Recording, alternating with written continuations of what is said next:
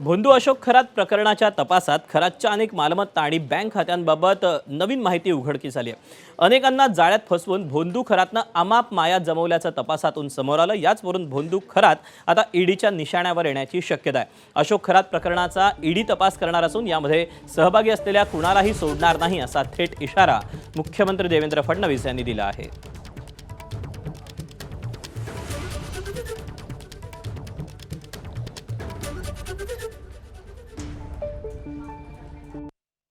असं आहे की निश्चितपणे याची ईडी चौकशी होणार।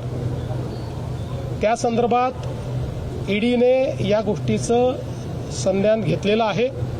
जी काही मला माहिती आहे त्या संदर्भात त्यांनीही याची कारवाई सुरू केलेली आहे। एकदा जमीन त्या ठिकाणी आयडेंटिफाय झाली की नियमानुसार त्यात जे जे करायचं ते आम्ही करू। एसआयटी कडून भोंदू अशोक खरातची आतापर्यंत 15 वेळा चौकशी करण्यात आली। दरम्यान भोंदूगिरी सोबत अशोक खरात काळा पैसा पांढरा करण्यासाठी हवाला रॅकेटही चालवत असल्याचं तपासात उघड झालं। तर हवाला रॅकेटसाठी खरातनं केलेल्या पैशांच्या उधळपट्टीचीही माहिती समोर आली। खरात मुंबईतील एका आलिशान पंचतारांकित हॉटेलमधून त्याचं हे रॅकेट चालवत होता। या अवैध धंद्यासाठी खरातनं दिवसाला 25,000 रुपये भाडं असलेली पंचतारांकित रूम वर्षभरासाठी बुक केली होती।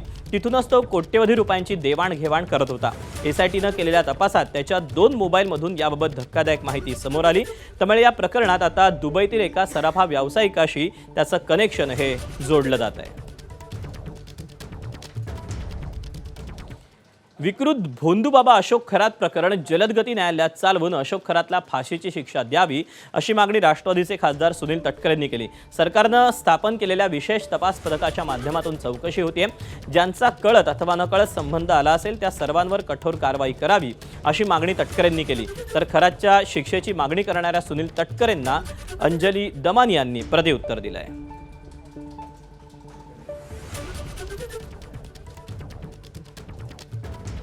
खरात असो कोणी असो जी विकृत मनोवृत्ती आहे ती ठेचून नव्हे तर जलद गती न्यायालयामध्ये टाकून जे काय फाशी शिक्षा द्यायची असेल ती दिली जावी। आजचा विषय या ठिकाणी श्रद्धेचा आहे, भावनेचा आहे, गेल्या 48 वर्षाच्या परंपरेचा आहे। जरूर त्या विषयावरती यापूर्वी बोललो, सविस्तरपणाने बोललं जाईल। सरकारने एसआयटीच्या मार्फत खोलवर तपास करावा आणि ज्यांचा कळत नकळत संबंध आला असेल त्या सर्वांच्यावरती कठोर कारवाई करावी अशी आमची सर्वांची मागणी आहे। सुनील तटकरेंनी काही विधानं केली, म्हणाले खरं त्यांना फाशी दिली पाहिजे। मला तर वाटतं हा फक्त एक डायलॉग होता।